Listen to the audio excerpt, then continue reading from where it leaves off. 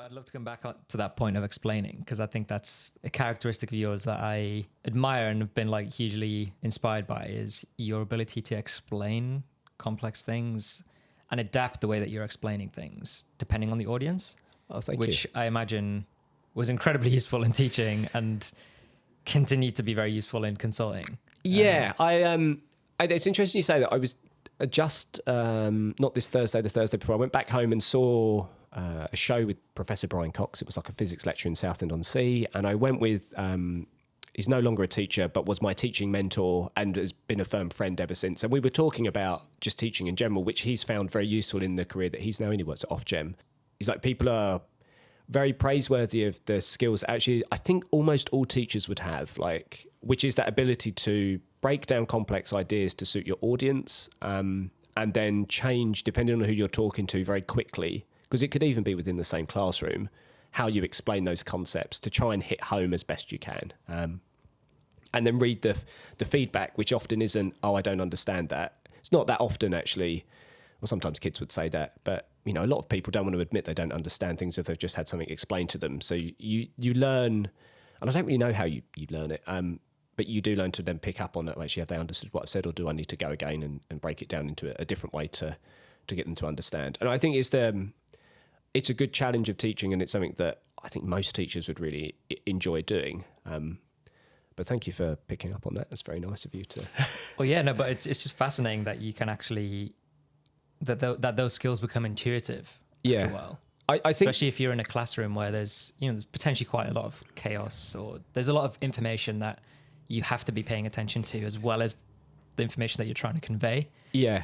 So the ability to, I guess, soak up the things that aren't immediately obvious, or that people aren't saying, but you nevertheless know what they're feeling or what they need in a way. Like it's being sensitive to people's needs. Yeah, it is. And it's like I really don't think I'm anything special in those regards. I think a lot of teachers would have that skill. I think the hardest thing often, and I guess it helped cricket coaching as well, where cricket, I would not have been the most naturally gifted person in the world.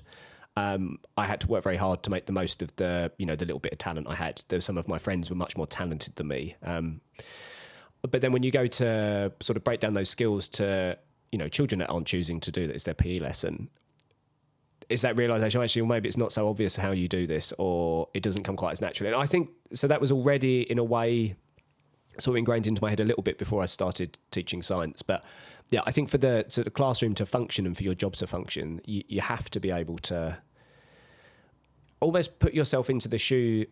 I think it comes down to like empathy and thinking about, well, if I was you, what would I be thinking about this? And then try and, bridge the gap between what they need to know and where they are, and get that information to them in a way that can be sort of broken down and understood. And that, I guess, the variety of teaching in many ways is that you go from, I don't know, your bottom set year 10 class who are unmotivated, don't want to be there, and a low ability, maybe probably low literacy levels, which is then going to be a hindrance to actually anything you try to teach them or to access. And then you go from then to like your top set year 11s who, the majority of them probably go to university, they're very engaged. So you're like, okay, I've got to explain stuff to them. Then you've got your year 7s afterwards. And, these lessons could all be back to back. So you're going to really have to, how you talk to an intelligent 16-year-old is very different to how you talk to an 11-year-old that's just started the secondary school's terrified. So I think it comes down to empathy and to, trying to put yourself in someone else's shoes. And it's often harder to explain the things that you really know well than it is. So I guess the other nice thing about teaching, I was a science teacher, but really the thing I was most confident on was the biology. I was pretty good at chemistry as well. Physics, I dropped it after GCSE. So then having to teach that to a level higher than I did at GCSE was quite interesting. But probably some of my best lessons were those ones, because I really had to sit and work out what it meant myself to then explain it to the kids. And that, I think, got across a better message to them, made the lessons better than if it was something that I just, intuitively know because you've done it over and over and over again and you're very, very familiar with it. And as soon as you become over familiar with something, it seems obvious, and then you get lazy in how you explain things. Yeah, I guess you would just sort of check out a little bit more than, it's I've certainly seen some, if I give example of some lecturers on YouTube, the lecture series where you feel as though you're trying to trying to go along the journey with them and figuring out what the right way of thinking about this problem or this idea is, you feel a lot more immersed in it. Whereas if someone's sort of preaching to you from a place of, oh, well, this is just so obvious and so rudimentary, but I'm going to have to explain to you anyway. You're right. It just gives a completely different message to the kids. It does. And it can be a bit of a turn off as well, I think. No one really likes to be preached to. I think if you're the child, if you're a student in a class, you want confidence that your teacher does know their stuff. And I think anyone that's ever changed schools or started teaching, you always get tested in that way by some of the smarter kids. I think, oh, I'm going to ask a few questions because we did learn this last term, but he doesn't know that. You know, that sort of thing. I think anyone that's taught would be able to relate to that. Kids can smell fear. They can smell fear, yeah. And that's what the other thing you learn then is to look confident, even if inside you're not confident. And I know I taught in 2 schools when I started in the sort of move schools. I was terrified to begin with because you built up your reputation at the previous place such that you weren't having massive behaviour problems in your classrooms. You know, generally the kids were behaving and doing what you wanted them to do, and then you go somewhere different and suddenly you got to start all over again. And I remember the class I got, they were a high ability year 10 class about to go into year 11. They loved their previous teacher and I wasn't their previous teacher. They were very sad that he'd left. So big boots to fill. It was big boots to fill. And I do remember after a couple of weeks thinking, oh, have I actually made the right decision here? Because this is going to be really tough to win them round. I've got a couple actively saying, well, that's not how Mr. X would have done it. I think, well, I'm not Mr. X, so...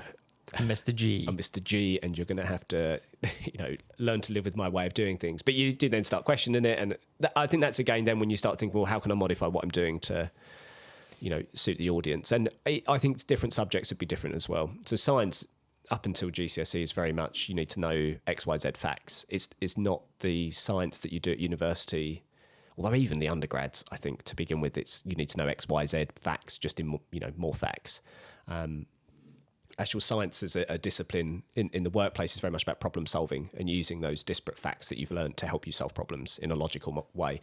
School isn't like that. So I think science, where you're just teaching the content and the facts all of the time, is quite different to a subject.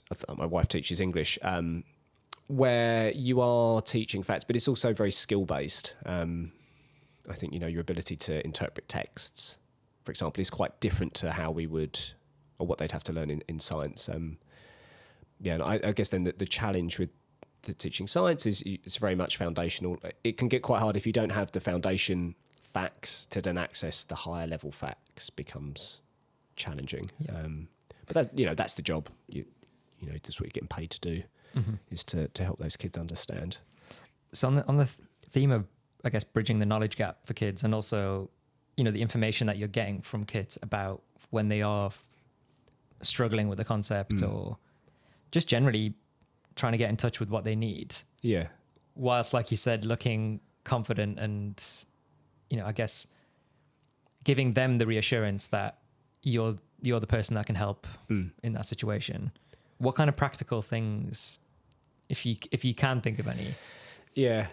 Some sort of tells, and in some way I'm imagining, are there almost like archetypal types of confusion?